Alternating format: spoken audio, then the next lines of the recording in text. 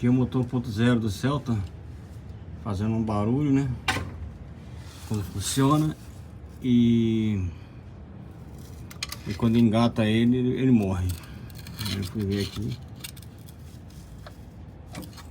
afoga no vira-bequim.